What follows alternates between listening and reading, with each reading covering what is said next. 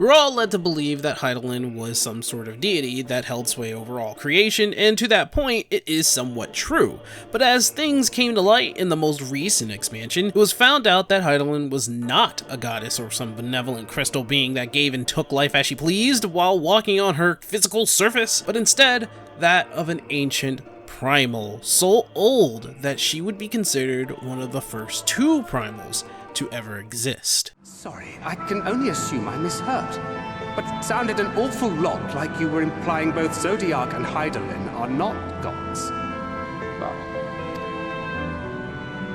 What? Not gods of the first? Is that what you thought these paintings depicted? Or... Oh.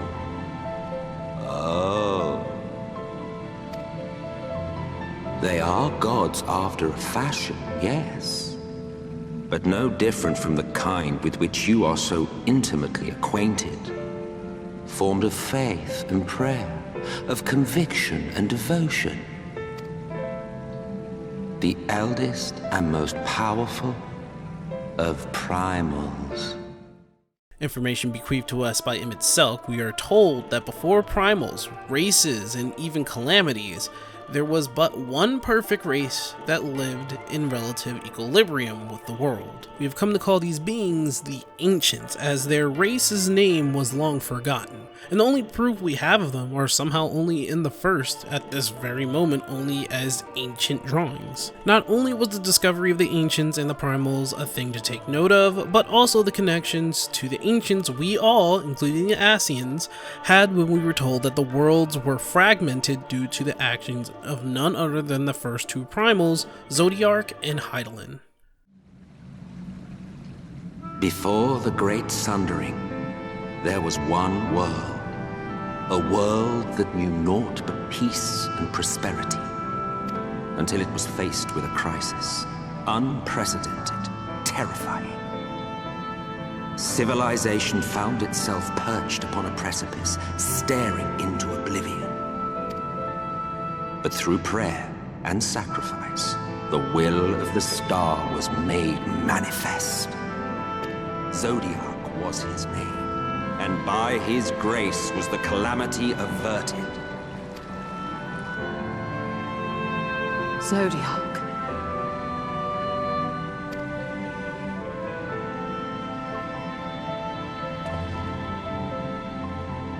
A savior mighty and magnificent, deserving of reverence and gratitude. One would have thought, yet some thought otherwise. From the fears of these naysayers would rise Hydaelyn, she who was to serve as his shackles, to bind him and hold him in check. And so they fought, and they fought, and they fought, and in the end, Hydaelyn was victorious. With all her strength, she smote him, dealing a blow so devastating that it split the very fabric of reality. And thus was Zodiark banished and his being divided. That concludes today's lesson on long-forgotten history. though I imagine your mother would offer a rather contradictory account, as is her wont. It was because of these two ancient primals that we now have fragmented worlds, such as the source, for which we derive from, and the first, for which Shadowbringers takes place. And it is the only place, like I said, which holds these hints of life before the calamities. Hydaelyn herself is a big mystery for which we will be diving into today, as we explore the current information we have available to us at the moment of this video, and possibly theorize what may have happened in the past. Many new theories may be born from all this, and I'm sure to run into tangents while I'm explaining the whole truth about Hydaelyn during the video, but know that every tangent is just another discussion waiting to happen, and I certainly cannot wait to touch up on those topics in the near future as this game's story further develops. So without further ado, let's dive into this with an open mind, but with an even wider view of a potential grander picture.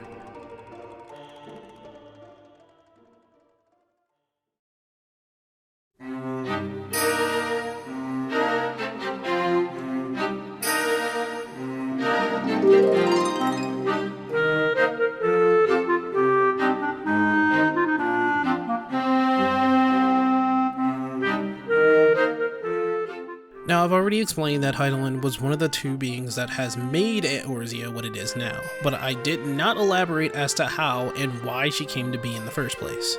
Let us go back to when the world was much bigger and had no such thing as calamities or separate races. We go back to when the ancients walked the surface and tended to the planet as stewards of the star. Back then, the ancients were a race of near omniscient power, with the ability to create matter from mere thought alone. This led to great advances in both culture and technology. Everyone had something to share, and it was discouraged for anyone to hide ideas or techniques from anyone. In fact, they had banks to store and share their ideas and thoughts that they manifest. They also never deviated from fashion to the likes of their brothers and sisters, meaning everyone wore the same cloak and never complained about it, a truly equalist society where even differences can broaden one's mind to a whole new level, as arguments were not a thing in their society, only friendly debates. Technology-wise, they far outpaced anyone we have seen in the Calamity timeline. Allagans do not even hold a candle to them, as their city structures were like that of a modern skyscraper you'd find in places like New York. They even have secret labs in certain locations with advanced technology that works to this day, making them the most powerful beings to have walked the surface before all this primal crap. But as stewards, they had to tend to the star as responsible denizens, which brings us to the fall. For some unexplained reason, the planet began to implode, earthquakes everywhere, fire falling from the sky, oceans rising in waves, and with terror all around, the people started panicking, which caused them to manifest monsters and beasts that can only be described as nightmares made real. Basically, the world's first monsters. Something like this cannot be ignored, obviously, so the ancients devised a plan out of desperation to make a being that would bring order and law back to the world, as it would take the place of the missing natural laws that govern the world. This being would be known as Zodiark, the world's first primal, and essentially the figure to keep balance in the world. But in order to manifest Zodiark, they needed more than just current power to summon a near godlike being. They needed to use their very life force to create Zodiark, and so half of the ancient race gave their lives to create the first primal. And so, with half the race gone, Zodiark was born to govern the laws of nature in this new world. The star was basically saved, albeit a few new hostile creatures now roaming the world. Now, even though the world has been saved, a certain sect of people didn't think having one ultimate godlike being governing all the world's natural laws to be smart. So these people, which numbered half of the rest of the ancients that survived, gave their lives to create a second godlike being to keep Zodiark in check. That being became known as Hydaelyn, and the mortal enemy of Zodiark. Now, it says in the mural that Hydaelyn and Zodiark were to keep balance between both the light and the dark and all other elements, but there is still more story to be told. We do not have all the facts. In fact, we do think that Hydaelyn was there to keep balance alongside Zodiark, but Zodiark apparently was opposed by Hydaelyn for some reason that we don't know. If they were meant to keep balance, why did Hydaelyn attack Zodiark? Why did they fight? And why fracture the world? Their clash caused even more destruction to the world, so much so that when Hydaelyn made the final strike, she split the world, its people, and all of its natural elements into 14 pieces, thus causing not only Zodiark to separate, but also everyone and everything to separate as well, making the races we know today. Those of who survived the separation are as we know them today as Ascians, who are restlessly trying to reassemble the world by bathing all other worlds in certain elements and having it rejoin with the source. This also caused calamities to happen in the source, so every time they bathe the world in a certain element and rejoin it with the source, a calamity happened. Though the battle was won, Hydaelyn must now maintain the world separation, keep the elements flowing throughout all worlds equally, and upkeep the seal on Zodiark. And how she does this is by unlocking a tiny bit of power hidden within each and every one of us, though she selects a chosen few as her warriors. They are represented by the Echo. And thus Hydaelyn became what she is now, represented here as the mother crystal of the world. But as we now know her to actually be an ancient primal, what will become of the future, since we also know that she's getting weaker with each passing moment?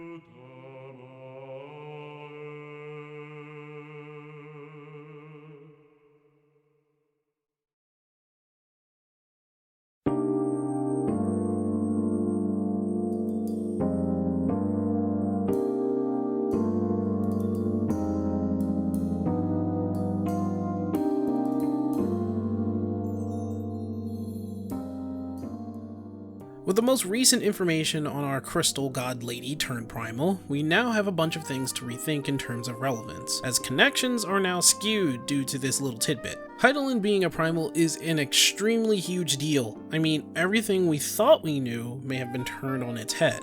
Let's talk about it, shall we?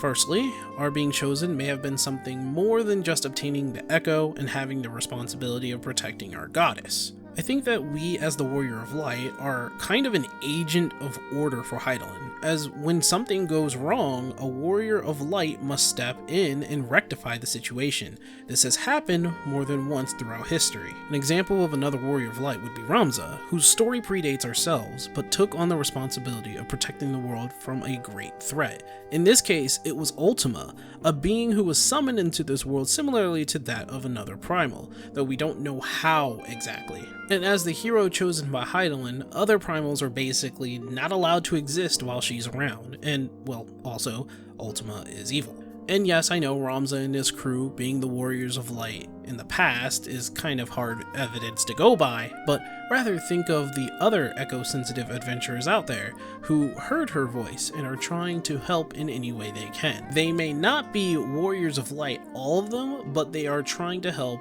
and they have heard her voice in some form or fashion. They have her gift, and they try with all their might to do as much good in the world as possible. You won't find someone with the Echo who also goes against the planet like some sort of evil villain. It seems the Echo chooses those who are just right enough to be Hydaelyn's steward. Now you could argue two people who go against this rule, but evidence show that both have manufactured Echoes that work very differently than the ones that are natural. I believe that Hydaelyn fully controls her choice of person when bestowing the power of the Echo, and due to her choice, they usually come out with positive results. And there has to be a reason for this. There has to be a reason why her children are completely in line with following her orders, not going against her word at all, like they were possessed by a voice. This was a theory of someone who commented on my channel some years ago, and unfortunately I do not have the comment to share in this video, but what they said was perhaps we, and every person who's possessed with the Echo, are actually enthralled by Hydaelyn, almost like one would be enthralled by a primal if they were taken in by their influence. In fact, it was Ifrit who first noticed this when he tried to enthrall you back in 2.0, Reborn. We at that time had already found a crystal, which was one of Hydaelyn's special crystals bestowed upon the warrior of her choosing, her champion, basically. This may have been a clue on the nature of Hydaelyn, and we were not even paying too much attention to it. And yet, what is the nature of our bond with Hydaelyn? This has been a question on my mind for some time now, as we the champions don't really hear Hydaelyn beyond her reaching out to us and her victory speech at the end of A Realm Reborn. I do, however, think there is a reason for that, and Let me explain that what I'm about to say pretty much coincides with that of a theory, so get ready for some far-fetched shenanigans. So I think it's obvious that Hydaelyn gave up most of her power to Minfilia when she went to the First, which is the reason why we were not able to hear her. When she became the voice of Hydaelyn, well, she gave everything to Minfilia. She had to become the voice of Hydaelyn in order to talk to us and anybody else who has the Echo, and therefore also had the power of Hydaelyn to go to the First. I mean, it's not that much to think about. She did give her power to Minfilia so she could help the First and be a voice for her since she could no longer talk, but there's something more that I want to speak of when it comes to us and our apparent bond with Hydaelyn.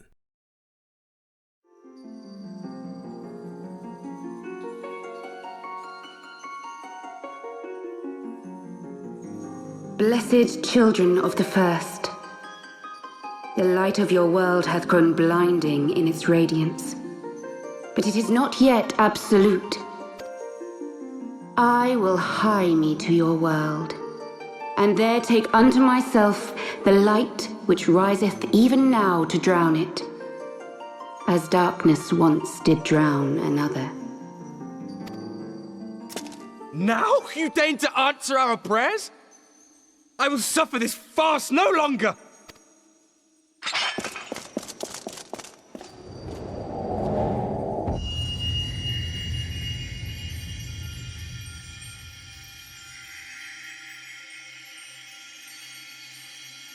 As the Ascians must serve as instruments of Zodiark's will, so too must others carry out the will of Hydaelyn.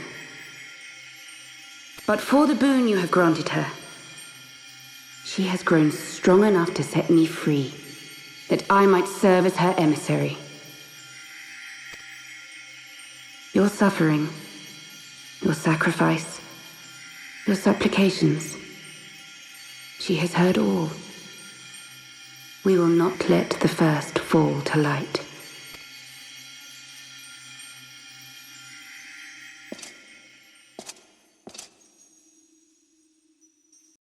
Straight up, I believe we as the Chosen Warriors and everybody else with the Echo are in fact enthralled ourselves. We can hear her voice, for which no one else other than those with the Echo can hear, and our strength is a bit abnormal compared to others. And yes, we are the warrior of warriors, but lest you forget, enthralled beings seem to have an unmoving conviction for their patriarch. For the Emulja, the enthralled are a lot more tenacious than their peaceful brethren due to Ifrit's ferocity. The Kobolds are increasingly more vicious due to Titan's guardian-like persona. The Ixal are way more daring against other races due to Garuda's pride, and she has a ton of it. And even the Sylph gain more courage to defend their lands due to the influence of Ramuh. So as the world is basically her domain, those with the Echo seem to exhibit more faith in their ability. Much like the warrior, characters like Kryl are more than capable in taking on challenges, and other Echo users along the way seem to have much more courage in defending the world and its people. I think that because the world was separated into so many fragments, Hydaelyn has no means of defending herself except for her Chosen, and at this point, her army of Chosen Echo users. This also may give credence as to why Megartimer made a deal with Hydaelyn when he arrived on the star. Perhaps he was supposed to protect her just as well as the warriors that are walking across the surface. And this may be a bit far into the matter, but I do believe that the Ascians are also under such enthrallment just as the warrior is and all the Echo users. Hydaelyn may just be using us to keep her in power, while Zodiark may just be using the Ascians to bring himself back, which might as well be true. The Ascians are incessant in trying to bring back everything to what it was before the Calamity, but as said before, this is nothing more than a theory until the next patch comes out with more story. The ramifications for Hydaelyn being a primal throws almost everything out the window in terms of history. We now know that the Calamities are worlds colliding with the Source after the Ascians have successfully wiped out a world to a base element. We now know that every single race is but a fraction of what they were before. Shades of the ancients who were deconstructed into life energy and then reconstructed into a more fragile, less powerful being. We now know that past primals are nothing but tools for the Ascians to use as a means to control other races, societies, and ultimately, the history of the world.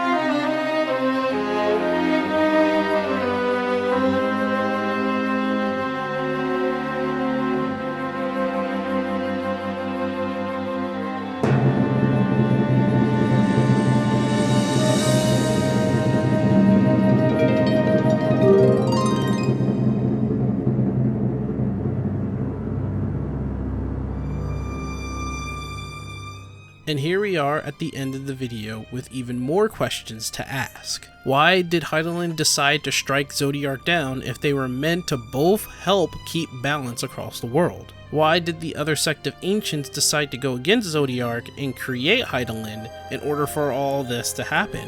And better yet, what is our connection with not only Emet-Selch, but with the rest of the ancients? Apparently Emet-Selch looked at us and saw us as another person, another ancient.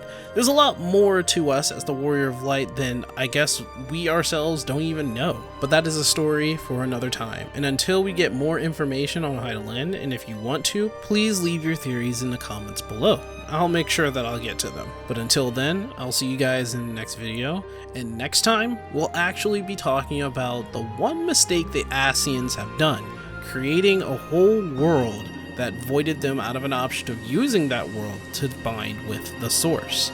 We're going to explore a little bit more of the world of darkness. See you then.